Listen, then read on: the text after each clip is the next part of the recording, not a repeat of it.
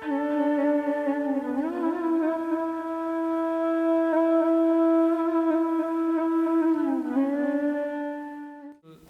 name, the name that we are going to see today, is Atma Surupaya Namaha.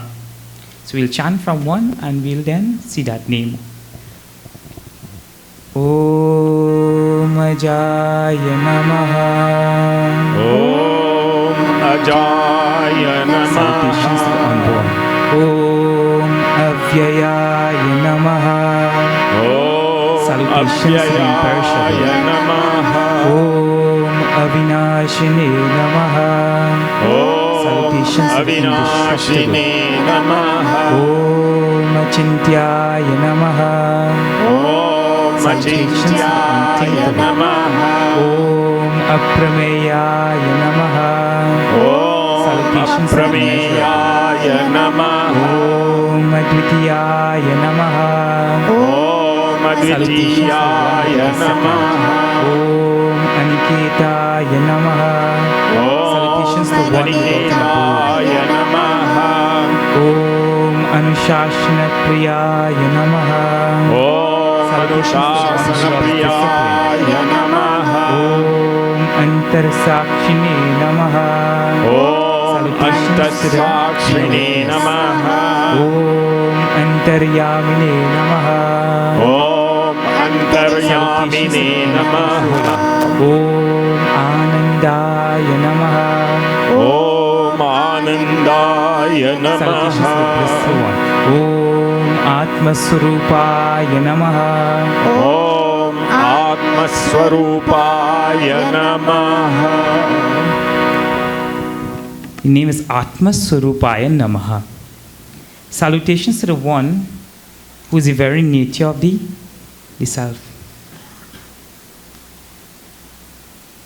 And it's quite interesting because we all are the self. But I remember one of Swamiji's jokes where this person believed there was a kitten. And all they tried to convince him to carry him for counseling, psychiatric help. And he went into the office one or two times of that person. And he went there and he said, I am a man. I am not a kitten. I am a man. I am not a kitten. And 2-3 times he came back and the doctor, the person there thought he was okay. So next time, the training session was just finished. And he see him the person running up the stairs and running back in the office. So he said, what happened? He said, I know that I is a man, but not a kitten, but that dog across the know. See? And so what it says here, one of the most, and this would be dealt with later on in our talk, but your Atma Surupaya Namaha. Surup means your very essence. So here, one of Gurudev's name is one whose essence, whose self is the very essence of the universe. And if you look at a practical aspect of this, Gurudev spent his entire life, in his earlier days, he didn't recognize that he was the self.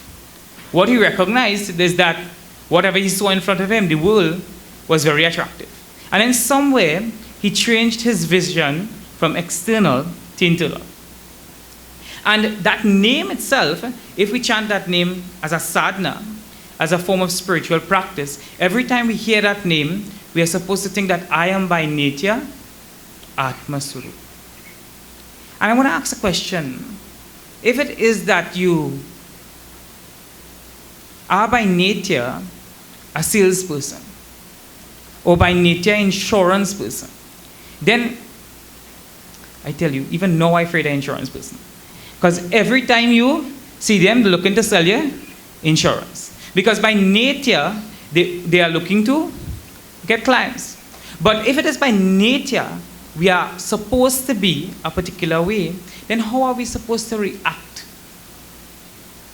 If by nature you are the witness of the entire world, you say Atma doesn't get involved in any activity whatsoever.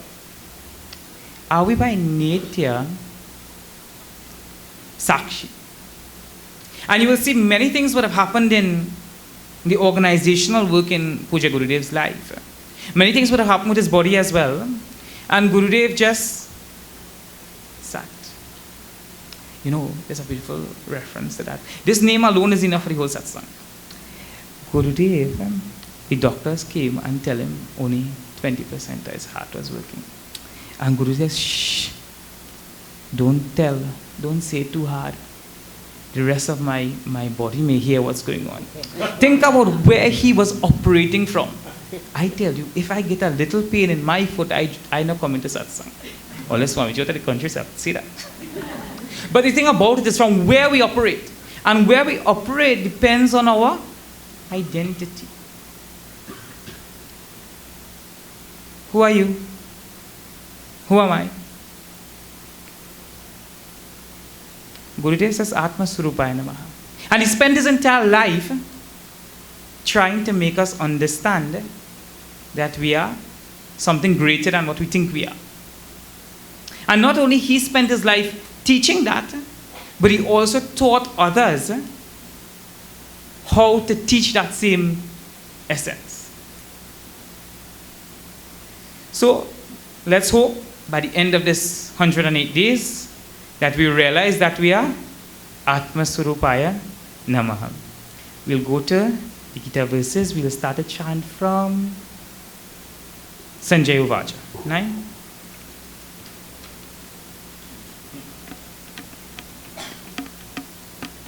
We are seeing chapter 2. We are currently on verse 17. But we are going to start the chanting from chapter 9. Verse 9. Shri Krishna Sharanam Mama. Shri Krishna Sharanam Mama. Shri Krishna Sharanam Mama. Shri Krishna Sharanam Mama. Shri Krishna Sharanam Mama. Shri Krishna Sharanam Mama. Shri Krishna Sharanam Mama. Shri Krishna Sharanam Mama. Evam Uttva Rishikesham Gudakesha Parantapa Krishna Sharanam Mama. Shri Krishna Sharanam Mama. Nayosya iti Govindam Uktva tu Shriva Babhuva Shri Krishna Sharanam Mama. Shri Krishna Sharanam Mama. Tamuvacha Rishikeshah Prahasannikaparata Shri Krishna Sharanam Mama. Shri Krishna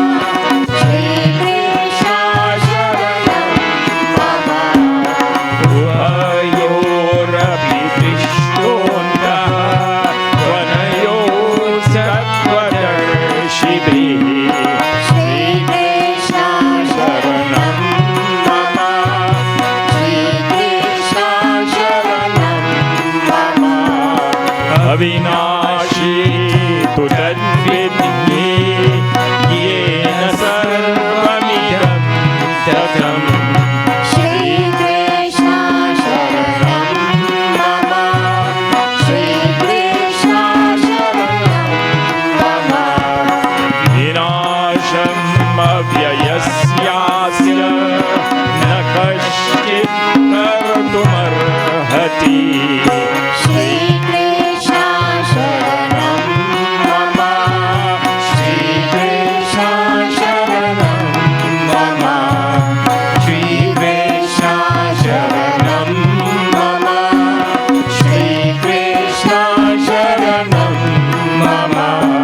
Shri Krishna Sharanam Mama.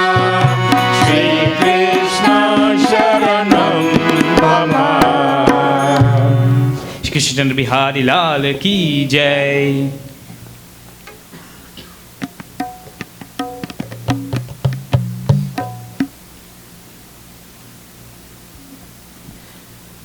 We are seeing chapter 2 of the Bhagavad Gita.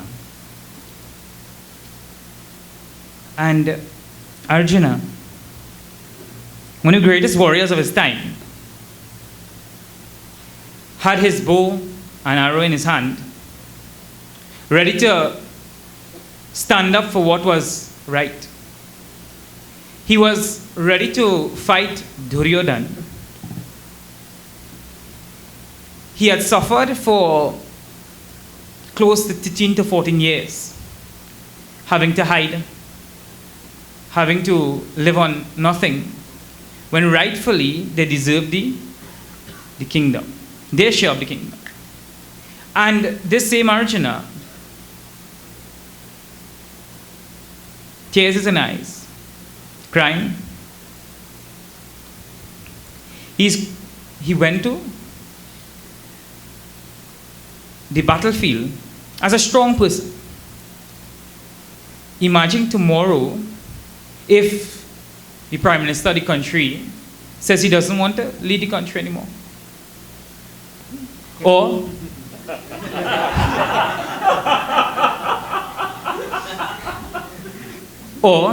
some head of some spiritual organization getting up the next morning and saying, you see, me, I don't want to have any responsibilities. See, Arjuna was a sample of one of the greatest men of his time. Something happened. He got deluded. He misunderstood who he was. He wasn't clear about what was the right thing to do. And he took the unreal to be the real. And this particular verse that I spent most of yesterday on, Nasato vidyate bhavaha, na bhavo vidyate sataha. That is probably one of the most precious of the verses in the chapter 2 of the Bhagavad Gita. And if you see Adi Shankaracharya's commentary on this verse, amazing. How much he goes in depth into each word, each syllable even, to prove that whatever we see in front of us is not absolutely real, but relatively real. If it is, I was thinking about this verse, and yesterday I was driving from South coming back up Europe, and I saw something like a mirage. I'm not sure if I saw it, but if it's because I was meditating on the verse, I saw it. And it's, so you're driving on the highway, and from a distance you're seeing water. But when you reach up to it, you realize that it isn't what it seems to be. And in this verse, it says that however we interact with the world isn't as solid as it seems to be. It looks one way, but it is actually something else. And also, what if I get 100,000 people to believe that I am slim? Suppose that I am the thinnest person in this hall. Would it be true? So truth also doesn't depend on majority. So it doesn't matter what everybody else thinks, but the truth is the truth. So what if last night I was willing to give people in the audience there $200 as well. Suppose I give each one of you $200 to say that I am thin. would that make me thin? You see, so not even if you have influence, it means that, so one, majority isn't correct. Not if you have influence, it means that your view also is correct. And suppose you just, I came to the Sai Center here today and somebody wants me to feel good now. So they say, Brahmachari, you're really looking thin today. Would it make it correct? So it says the truth is that which cannot be negated, neither in the past, the present, or the future. So in this verse of the Gita, Shri Krishna is telling Arjuna, think about that which is really true, the essence of the entire universe, and the essence of who you are. And he continues to say, Upayor api drishtontaha tvanayor tattvadarshibhi. There are those great people who have seen. Seen may not be the technically correct word, but those who have recognized. Those who have been able to recognize that they are the substratum of the entire universe. In the Ramayana, it beautifully says as well in the language of bhakti, Jaya Ram Sita Rama, Jaya Jaya Rama, Shri Rama Jaya Rama, Jaya Jaya Rama, Jaya Rama Sita Rama, Jaya Jaya Rama, Shri Rama Jaya Rama, Jaya Jaya Rama. Hari Vyapak Sarvatra Samana, Premati Pragat Hoi Me Jana. Shri Ram Jaya Ram, Jaya Jaya Rama, Shri Rama Jaya Rama, Jaya Jaya Rama.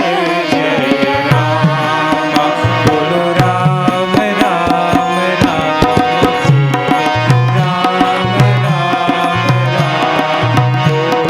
Ram,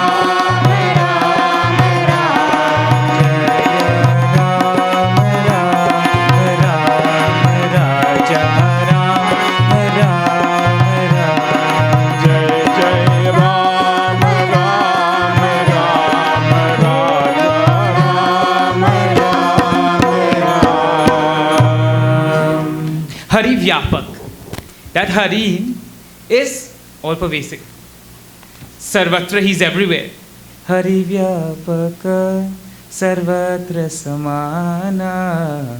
He's equally there everywhere. Premati Hoi Me. Prem, true, love he is recognized. So there seems to be, in the part of devotion, one way to recognize the reality behind the universe. True, the practice of devotion. But here, it's saying that through the process of vivek, through the process of sitting down and saying, this is real, this is not real. This is more permanent, this is less permanent.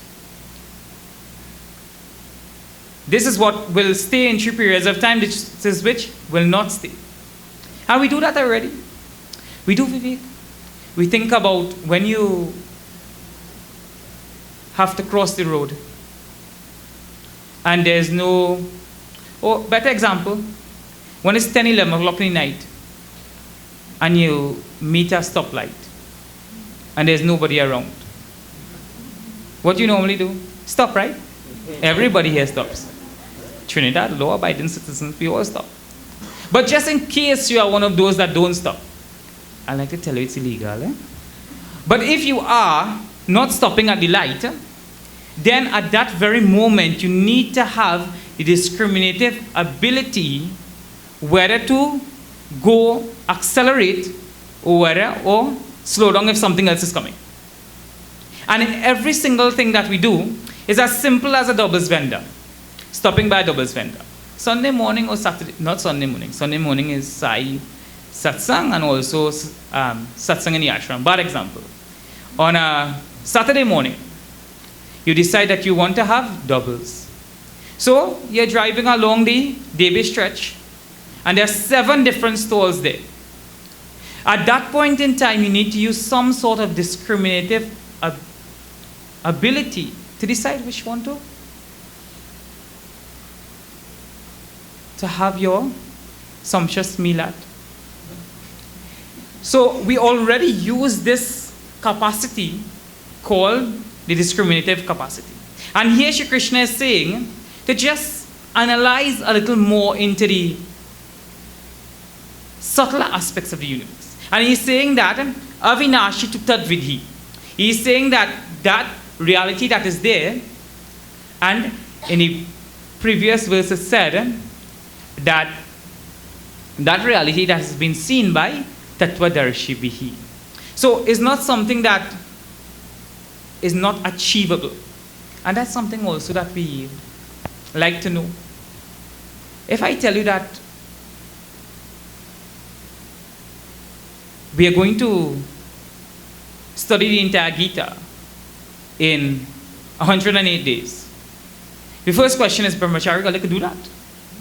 I said, not if Brahmachari left any Swamiji for sure. Because the run rate, how much verses are there in Gita? Question time. How much verses are there in Gita? 700. Very good. 700 divided by 108. 6.1. 6.1, right? So every single day we need to speak on 6.1 verses in order to complete the Gita. So in the same way that there is a certain number of verses to be done to complete the Gita, and it's possible to be done in that time, Arjuna is asking Krishna as if, he says, is it possible to know something like Atma? Something that pervades the entire universe? And Shri Krishna is telling him, yes, because it is avinashi. It has no destruction. That Atma doesn't get destroyed in the 3 periods of time. And he says, avinashi tu tad vidhi. He says, know that Atma. And the question is also, how should this be known? I know everything. So this is our phone. So I take my eyes and I look at it and I know it. Or there's a rasgulla somewhere here. So I take the rasgulla and I taste it and I know it through my tongue. Or there's a song playing on the radio. So I know it through my ears. So here Shri Krishna is saying to know that sarvam idam tatam, that which is in all this. So in this book, or in this jyoti, or in this set of people here, not only this set that dressed in white, but also this set that not dressed in white. So he's saying that this, any thisness, any way you can say this is, he's saying that the Atma is in this. How liberating or how revealing. If you forget for one moment the Atma and you put God, and you think about how religions have created divisions and wars amongst people. And it says, Yena sarvam idam tatam. Everything that is pervaded by the God principle. So how are we not to see God? We ask, how is it possible to see God? Those tattvadarshis, those who actually see the truth, say where God is not. Everywhere I look, I see God through the path of devotion. And then the jnanis say everywhere I go, I see that tattva, that one reality that could never be destroyed. So even if it is that, and he says, na kaschit kartum arhati. He says nobody has the ability to destroy the Atma. Let's see what Krishna says in the next verse. An Shri Krishna Sharanam Mama, Shri Krishna Sharanam Mama, Shri Krishna Sharanam, Shri Krishna Sharanam Mama. Antavanta ime deha nityasyoga shariraha. Shri Krishna Sharanam Mama. Shri Krishna Sharanam Mama. Anashino prameyasya tasmat yudyasya bharata. Shri Krishna Sharanam Mama. Shri Krishna Sharanam Mama. Shri Krishna Sharanam Mama. Shri Krishna Sharanam Mama. Shri Krishna Sharanam Mama. Shri Krishna Sharanam Mama. Sharanam Mama. Sharanam. He says Antavanta. He said Antavanta ime deha nityas yoktya sharina. He says all these bodies that you see in front of you, it's imperishable. Whatever that you see as a object in front of you perishes. And though Bhagwan is speaking from the highest perspective, think about how much your relationships would have changed from 20, 30 years ago. How things are once there in one form and then it changes to another form. And what Sri Krishna is saying is that that particular quality is there in every single thing in the universe. Once your new car, you drive it out of the firm. And when you drive it out and you see the shine on that thing, well, the sun itself when it's shining is reflecting on that. You could just come out and do it here so and watch your face inside of the car. That just tell you how good it's looking. And then after some time, then it changes. So when Shri Krishna says that all these bodies have a beginning and an end, he's indicating to the fact that nothing remains constant. And if we really think about that, we realize that everything in the world perishes. And this will come later on as well because there's some repetition in this chapter. But you look at your mind also changes. This was once my friend, and then he's no longer my friend. My intellectual convictions. I may have supported one political party, and now I'm supporting a different political party. I may have stood for some cause. For this 5 years, I may stand for cancer. For the next 5 years, I may stand for AIDS. Or I may have believed in this person and their cause. And then that would have changed as well. So we are talking from a grosser level where there's change in the body, and then we are looking at the mind and we are looking at the intellect. And Bhagwan is saying that every single thing changes. So he's saying that behind these changes, there's something that is nitya. There's something that is nityas yokta sharinaha. That one that pervades as if or enlivens these bodies. So the body is there. The body operates by the presence of a being, whether it's by the presence of whether you want to call it God or whether you want to call it the essential reality behind the universe. Because of that reality, the body functions. And then also because of that reality, the mind also, the emotions are expressed. And because of that reality, you get a very sharp intellect. And so, even though the reality is there sometimes you get a dull intellect. Alzheimer's disease, what is that? A dull intellect.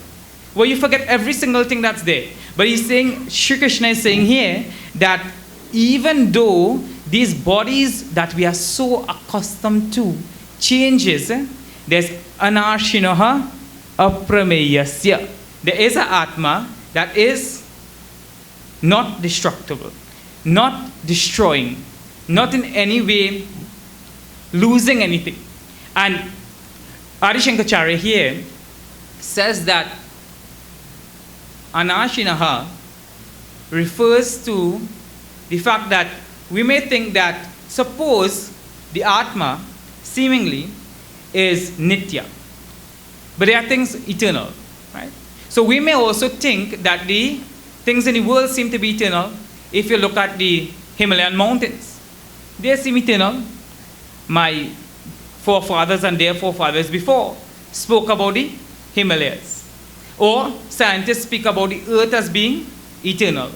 But they have also spoken about the fact that through analysis, the earth will one day come to destruction. So here by the word anashinaha, Sri Krishna is saying that the Atma can never be destroyed. The Atma, which is your own self, can never be destroyed. So there's not one time, 1,000 years from now, that you will not exist. And you will exist in your most subtlest form of being nitya as well, of also, it continues to say that, aprameyasya, that Atma that is there, it's always there, not destructible, but at the same time, it's not easily, aprameya has a meaning of not easily measurable. It's not measurable to our senses. So, we are accustomed to measuring anything. So, as soon as I come into this room, I just look at the room through my eyes and say, wait, sir, this room, well decorated, man. Love all, serve all, Sairam, plenty pictures are here. So by my eyes, I measure. Then when I go and I eat in some prayers, yajna, no restaurant and thing. Prayers and yajna, when I eat in the prayers and the yajna and thing, I measure the food by my tongue. I say, wait, sir, then people really make some nice food. And then I pass in somewhere and I smell something, probably by the beatum passing there. And I say, this thing, I measure how this smells in reference to when incense is being burnt in the satsang. So at every point in time, I am measuring. But what Adi Shankaracharya is saying here is that the self cannot be measured by any of the means of knowing that we are accustomed to. And prameya is a technical word used in Advaita. And so we can't try to realize the self as an object of knowledge, because the self is the subject of knowledge. The self allows the knowledge itself to happen. That knowledge that is happening, whatever is in living your intellect itself, that is the self. That is the Atma, and that Atma is you. So you can't know it as an object in front of you, but because it is the very subject. It cannot be conceptualized as a thought. Everything we know, we create some. So even if it is that I think about Mars, I think about the planet and what the planet represents to me. Or I think about Iran or Iraq. And whatever I know about that place, I conceptualize that thought in my mind. So because we are so accustomed having thoughts of things, we try to also use our thoughts to realize the self. But the self can never become a thought, because it's beyond thoughts. Okay. Continue.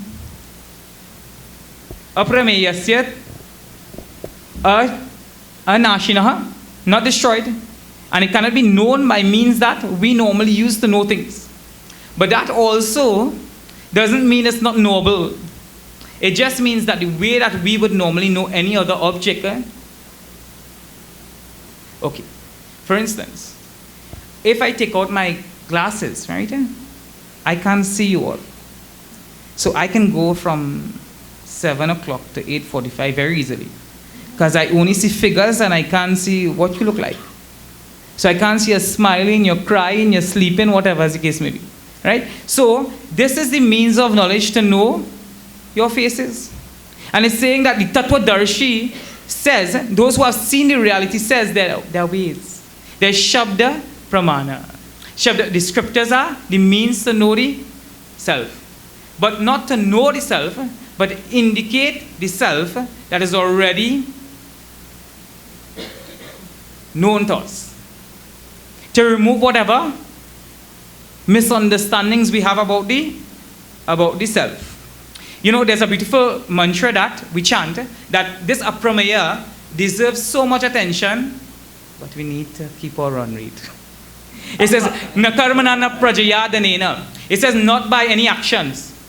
Na karmana na prajaya. Not by having people. Na karmana na prajaya danena. Not by having money. Is the self known. Na karmana na prajaya danena. Tyage naike amritatva manashuhu. And that goes on and on. Says that there are different ways to know the self. So Shabda Praman indicates that self, and that's why we are studying this Sastras, to try to figure out exactly how the self should be known. In the other part of this verse, a very instructive statement has been used by Shri Krishna. He says, Yudhyasva Bharata. Krishna is telling Arjuna, fight. Shri Krishna has just finished the highest philosophical sharing that there is. And from that level, he's telling Arjuna, fight. Is it that he's telling him, so everybody that knows the Atma, just suppose at the end of today's lecture, some magic happens, right? By Baba's grace, Gurudev's grace, everybody from here go back enlightened. So we know the Atma, right? And we don't know it as the object, but we know it as the subject, right? As our own selves. So whenever I walk, I don't have to even think I'm the Atma. I just am the Atma. And the Atma doesn't do anything. That's a good thing. So you don't have to do anything. So that's sounding good, boy. Sounding a little bit lazy though. Suppose that's the case. Does it mean that Shri Krishna is telling all of us as well, because Arjuna is a representation of mankind, to fight? So it means that know the knowledge of this, the highest reality, know the knowledge of Brahman, know that which is the essence of Dharma itself, and then fight. Or it's the call to perform your duty wherever you are, knowing your highest self. Acting from the most subtle aspect of your personality. Knowing the most changeless part of your being and acting from there.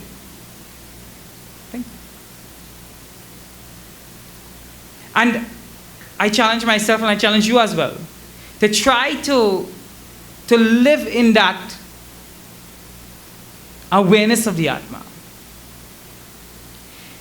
That Atma is said to be, it comes later on, so I shouldn't say it now. That Atma is said to be Asanga, has no attachments. So if you come here and Brahmachari say, you like your bag? No problem. Give Brahmachari the bag. But when it is that you see Brahmachari bag now, and you like it, you take Brahmachari bag. You see, the call of the Sastras are so clear. You can't get attached to even a mental thought if you have realized the Atma. If you have realized the self. And then you just work. So it says, do your duty. Don't go and sit down in some cave. Think. Do your kartavya karma. So being religious is different. Being spiritual, means having understood that Atma, go now and change the world. What a Puja Gurudev did. Get up and fight.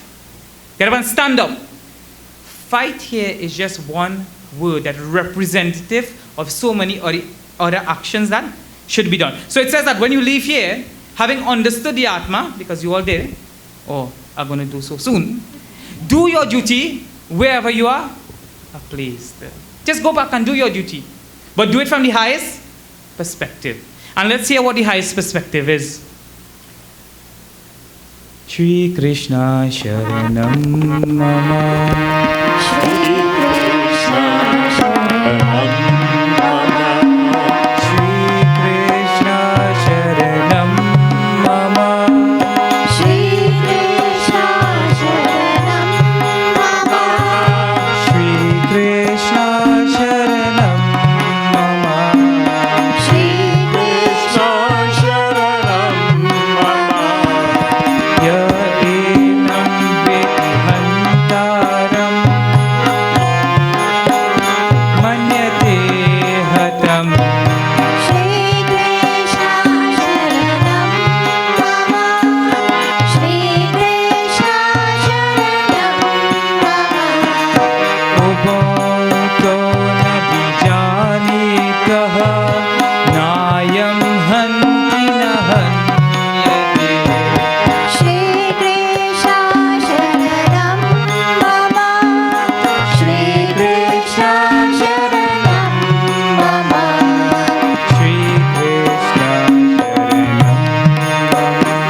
Krishna Sharanam Mama. Shri Krishna Sharanam Mama. Shri Krishna Sharanam Mama.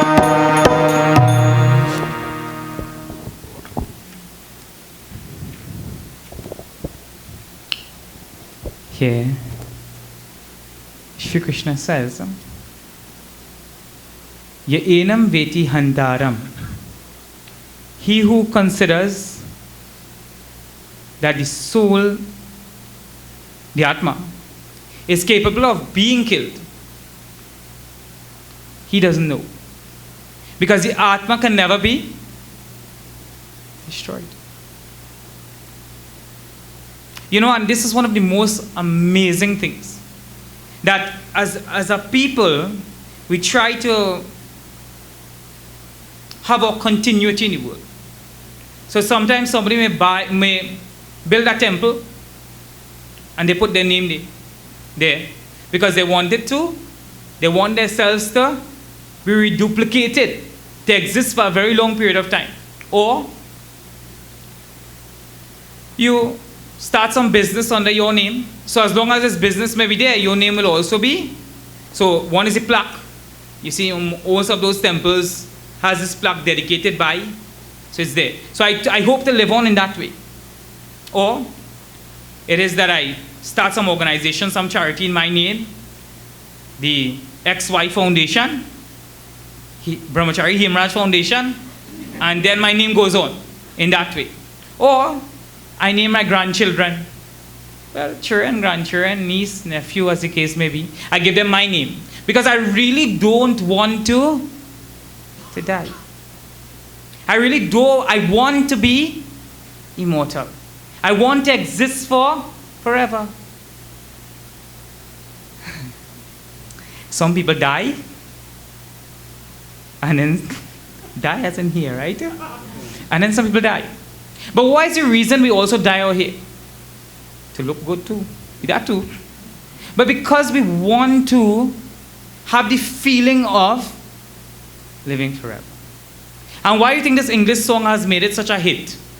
Forever young. Yeah, that one. Forever young. Something like that. Yeah, I don't remember the exact lyrics. After some of those chicks might teach me. Those youths from the ashram. But the fact is that we want to live forever. And what he's saying here is that in the Atma, when you identify with the Atma, not with the ego, because the ego is the Sukshma Sharira, that which has your vasanas and all the impressions of your last lives and all that. Not with that, but when you identify with the Atma itself, that Atma cannot be destroyed. Because the Atma is not even at the highest level. I remember a story where I was being told about how rain comes down to earth. And as a child, you are told that there's an elephant up in heaven. And I believe it, a little bit dull that time.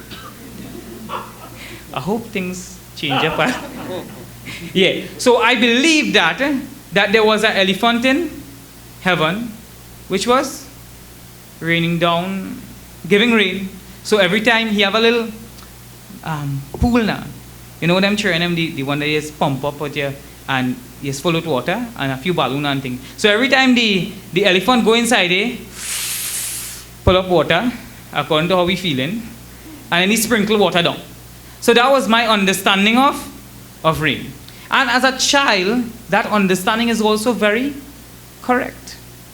You want to tell me about evaporation and condensation and then rain falls. Even if you tell me that at that age, I'm not able to really appreciate and understand it.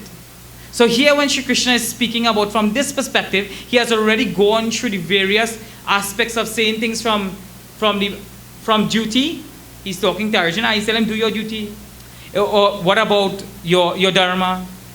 And now he's talking to him from the highest perspective of saying, Arjuna, when you drop all your upadis, all your conditionings, you are the self. And in the self, there's no doership. And one of the things is why these Mahatmas are so great. Bhagavan, Satya Sai Baba, Puja Gurudev, Puja Guruji, Swamiji. Because they have realized that they don't do anything. That everything is happening because of the Prakriti. Because in the entire universe, there's Sattva, Rajas and Tamas. And because of these combinations in all things in the universe, things are happening. Nothing is happening by you. That's from the part of Jnana. From the part of devotion, is that Ishvara is here and he has you like a puppet on a string. That he does everything. He already has in place what has to happen for you. Then why? No, it's me. I's a pillar in this building. If it's not for me, this thing will fall down. Think how we talk.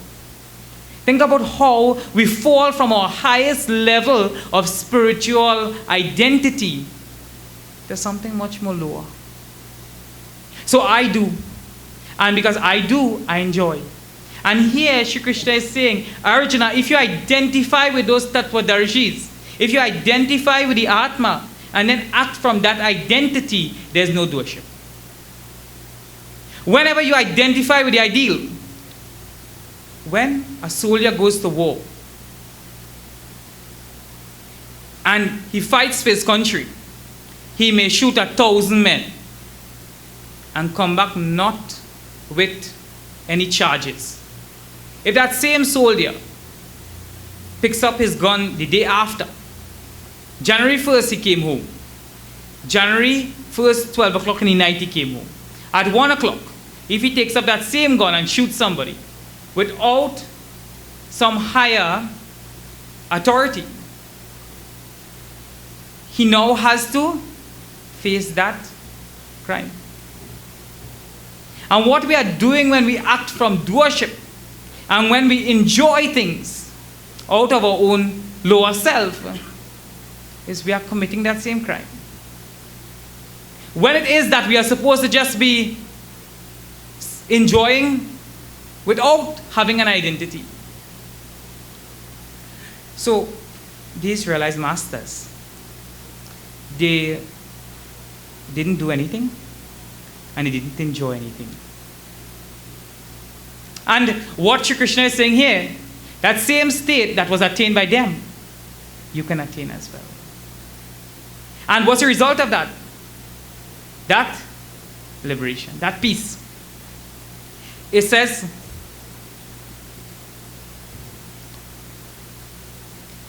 Nayam hanti na hanyate. But not that. You see, because he's on the battlefield, he's saying, using those verbs of killing and causing to kill. But one who has realized his self really, it's just an appearance that he does. He doesn't really do anything. And thinking about that, if you look at these Mahatmas act from that level, there's only perfection. Because there's nothing you want, nothing you desire. All you desire is the welfare of the world. And so Shri Krishna continues.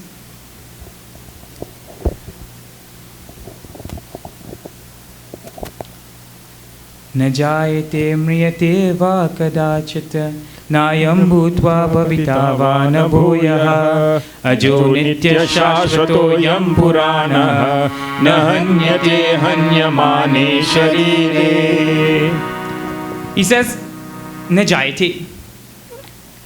The self that you are is never born. Because for the self to be born, it would mean there was a time that the self did not exist in its present state.